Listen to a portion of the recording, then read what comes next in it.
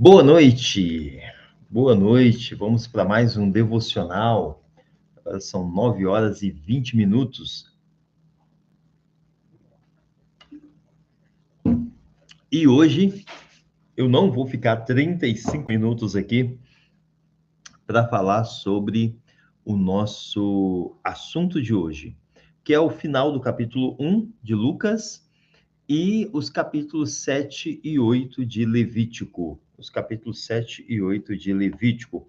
Hoje eu vou inverter e vou começar com Levítico, com os capítulos 7 e 8 de Levítico. O capítulo 7 de Levítico é um capítulo que vem bem naquele ritmo, né, dos capítulos anteriores, principalmente a partir do capítulo 5, que vai falar, até na minha Bíblia, os títulos estão assim: a regulação da oferta pela culpa, a regulação da oferta de comunhão. Então, é quase que uma linguagem jurídica, tá?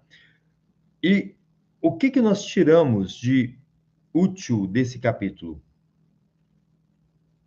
Que Deus se importa. Deus se importa com o sacrifício. Deus se importa com a adoração. Deus se importa muito com a maneira como nós fazemos as coisas. Deus se importa com a maneira como você ora. Deus se importa com a maneira como você lê a Bíblia. Deus se importa com a maneira como você se porta diante dele. Guarde o teu pé quando entrares na casa do Senhor. Deus se importa com essas coisas. O fato de você não ter um pastor enchendo o seu saco, de não ter um pastor pegando no seu pé para você agir assim, um assado, não pode fazer você esquecer de que Deus se importa, tá? Que a gente precisa fazer as coisas de um modo que mostre que nós estamos diante de uma autoridade, diante da autoridade suprema.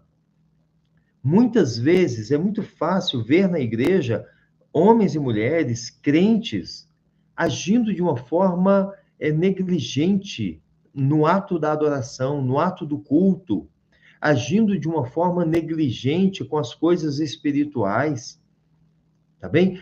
Havia muito a frase, né? Ah, importa que seja do coração.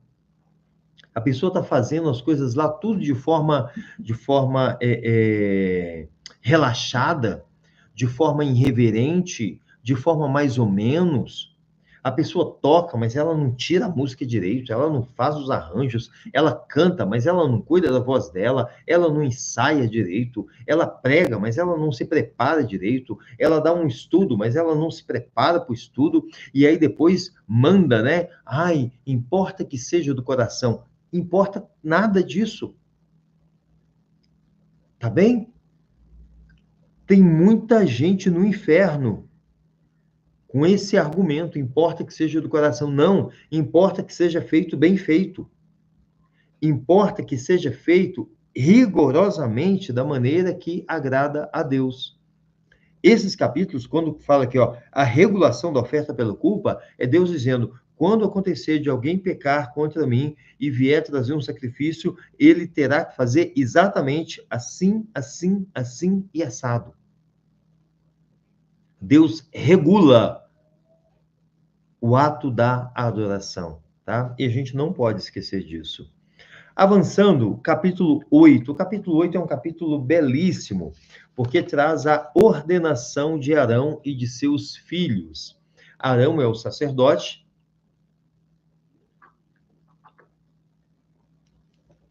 E os seus filhos também, Nadab, Abiú e Eleazar, são sacerdotes junto com ele.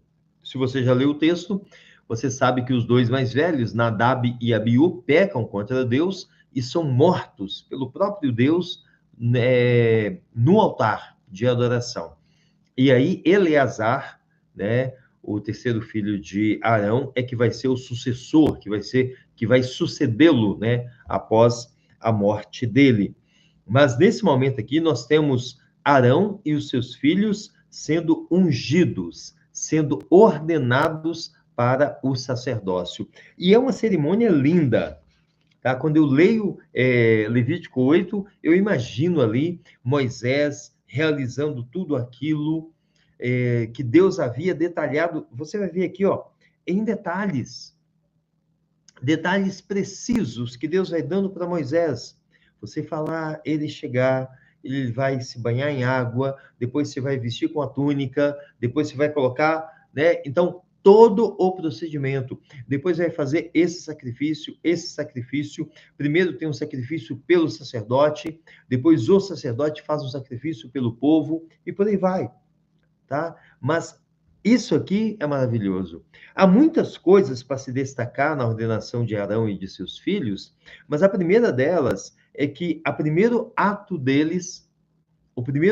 do sacerdote ao ser consagrado a Deus é o se lavar. E o se lavar aqui simboliza o se purificar. A primeira exigência para um adorador é que ele esteja puro. Lá no Paraná, a gente cantava uma canção do Filhos do Homem, da banda Filhos do Homem, que era mãos limpas, coração puro, tudo que eu quero para viver em tua presença, né? Mãos limpas, coração puro. É isso que Deus exige dos seus adoradores. Se você chega a Deus para adorá-lo, que as suas mãos estejam limpas, que o seu coração esteja puro. Ai, pastor, mas as minhas mãos e o meu coração não está puro. Então você já chega fazendo penitência, você já chega orando, você já chega clamando pelo perdão e pela purificação. Você já chega fazendo um sacrifício pelos seus pecados. Você já chega clamando para que o sangue de Jesus te purifique, para que aí sim as suas mãos e o seu coração estejam limpos e puros, prontos para que você adore, certo? Porque sem mãos limpas, sem coração puro, nós não podemos adorar o nosso Deus. É isso aí, Levítico capítulo 8. Depois, há muitas coisas, há muitos detalhes no Levítico capítulo 8 acerca da ordenação, mas leia, e qualquer coisa você comenta aqui, você fala comigo o que você mais gostou, o que mais chamou atenção.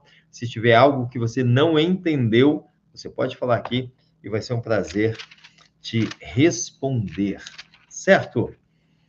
E aí nós temos a continuação de Lucas capítulo 1, nós falamos ontem, né, até o versículo 38, né, que é a leitura de ontem. Hoje, a leitura é do 39 ao 80. É um longo capítulo. No 39 ao 80, nós temos o quê? Maria visita Isabel. Quando o anjo Gabriel vem falar com Maria, o anjo Gabriel avisa ela, né, que Isabel, a tua parenta, né, que era estéril, está grávida já há 5 meses, né? Então, o anjo, né, a Maria fica sabendo da gravidez de Isabel diretamente pelo anjo Gabriel. E o texto diz, então, que naqueles dias Maria se prepara e vai depressa à região montanhosa da Judéia, né? Maria sai lá da Galileia e vai para a Judéia. Ela praticamente cruza o país, né, para visitar Isabel. Nós temos o Cântico de Maria, o Magnificat, né, um cântico maravilhoso. Depois nós temos o nascimento de João Batista e o Cântico de Zacarias, o Benedictus. Ixi, fiquei na dúvida aqui agora. Se o Cântico de Zacarias é chamado, né, os católicos saberiam dizer, o Benedictus. O de Maria, o Magnificat, com certeza. O Cântico de Zacarias, eu acho que é o Benedictus, eu vou confirmar aqui se é ou não, tá bem? O que se destaca aqui? Primeiro é que quando Maria chega na casa de Isabel, versículo 41, quando Isabel ouviu a saudação de Maria, o bebê agitou-se em seu ventre. Isabel ficou cheia do Espírito Santo. Gente, João Batista no ventre de Isabel se agita ao ouvir a saudação de Maria, da mãe do nosso Senhor Jesus Cristo, tá? João Batista como que saudando Jesus. João Batista no ventre de Isabel, saudando Jesus, adorando Jesus no ventre de Maria. E a Isabel então diz: bendita é você entre as mulheres, e bendito é o filho que você dará à luz. Aqui nós temos a Maria sendo exaltada aqui por Isabel, e o Jesus sendo adorado no ventre de Maria, tá? No ventre de Maria. Normalmente, muitas vezes, né, você ouve, né, um fortíssimo argumento contra qualquer proposta em relação ao aborto, é que Jesus foi adorado quando estava no ventre, tá? Isso deveria resolver definitivamente qualquer argumentação cristã favorável ao aborto. E então, temos aqui o Cântico de Maria: minha alma engrandece ao Senhor, o meu espírito se alegra em Deus, meu Salvador. Nós cantamos isso, né? Minha alma engrandece ao Senhor, meu espírito se alegra em Deus, meu Salvador. Tá? E Maria vai falar aqui acerca daquilo que está no seu coração, acerca de tantas promessas. Tá? Pensa no que Maria tem vivido. Tá? Uma jovem, alguns vão estimar aproximadamente ali uns 16 anos, alguns falam até em 14, mas provavelmente ali entre 14 e 16 anos, que recebe uma visita celestial, só isso em si já é extraordinário. Além disso, de que ela será mãe, né, do Filho de Deus, tá? Do Filho de Deus, que a sua parente, Isabel, que é já uma idosa, que foi estéril por toda a vida, também está grávida, tá? Quando ela chega na casa de Isabel, ela imagina que Isabel não sabe de nada, né? Eu imagino ela indo, como que eu vou contar para Isabel que eu estou grávida? E antes que ela abra a boca, Isabel faz essa saudação maravilhosa: bendita é você entre as mulheres, e bendito é o filho que você dará à luz. Então, é um arrobo maravilhoso de revelações grandiosas. E então, Maria tece esse cântico maravilhoso. Ele, sabe, assim, então é lindo, é lindo, é lindo, é lindo, é lindo ler isso. Maria fica com Isabel cerca de 3 meses, provavelmente até o nascimento de João Batista, tá? Né? Então, 5, 6, 7, 8, né? Se a gente considerar aqui que ela chega já no 6º mês, né? Então ela ficaria até o 9º mês, então provavelmente até o nascimento, ou muito pouco antes, né, do nascimento de João Batista, tá? E aí nós temos o nascimento de João Batista, que também é um relato lindo, e depois temos a oração, o cântico de Zacarias, do pai de João Batista. Louvado seja o Senhor, o Deus de Israel, porque visitou e redimiu o seu povo. Ele prometeu poderosa salvação para nós na linhagem do seu servo Davi.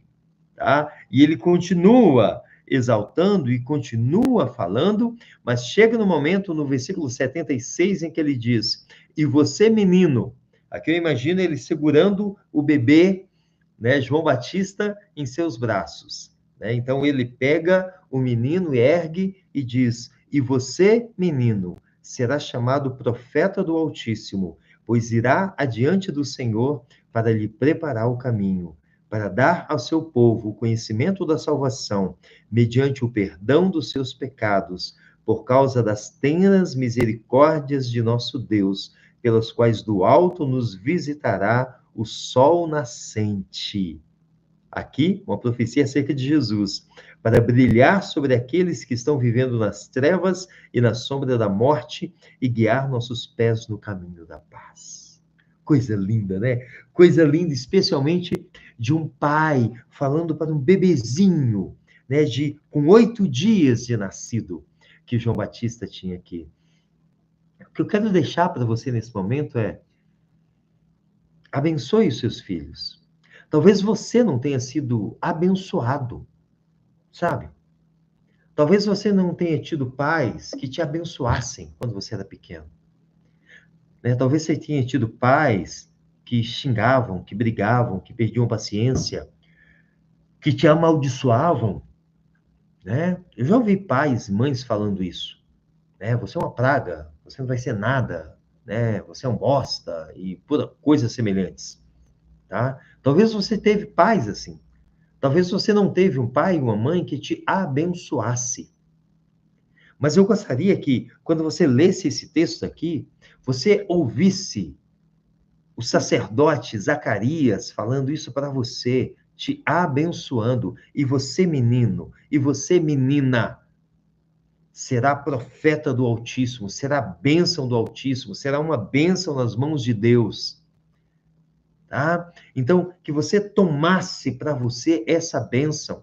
Porque João Batista, de certa forma, simboliza todos nós, todos aqueles que vêm para servir a Jesus, todos aqueles que nascem destinados a servir a Cristo. Você percebe isso? João Batista nasceu para quê? Para auxiliar Jesus no seu ministério. Nós nascemos para fazer com que a obra de Jesus acontecesse por nós, tá? Então, nós estamos ali muito associados com João Batista. A nossa vida só tem sentido a partir da vida de Cristo. A vida de João Batista só fazia sentido a partir da vida de Jesus. E é assim conosco também. Então, toma Zacarias. Talvez você não tenha tido um pai ou uma mãe que te abençoasse, mas eu queria dizer para você, tome Zacarias como seu pai postiço, como seu pai adotivo, e ouça ele te abençoando. E você, menino, e você, menina, será chamado profeta, será chamado bênção do Deus Altíssimo, tá? Toma essa bênção para você. E é claro, se você é pai, se você é mãe, abençoe os seus filhos, tá? Se quiser, pode usar as mesmas palavras aqui de Zacarias, mas abençoe os seus filhos. E você, meu filho, será uma bênção nas mãos de Deus. E você, meu filho, terá uma vida extraordinária. E você, meu filho, será cheio do Espírito Santo. E você, meu filho, será abençoado por onde você for. Abençoe os seus filhos. E o capítulo termina, versículo 80, e o menino crescia e se fortalecia em espírito e viveu no deserto até aparecer publicamente a Israel. E o menino crescia e se fortalecia em espírito. Assim como você, eu tenho certeza que está crescendo e se fortalecendo em espírito. Assim como seus filhos irão crescer e se fortalecer em espírito. Que Deus te abençoe. Até o próximo vídeo.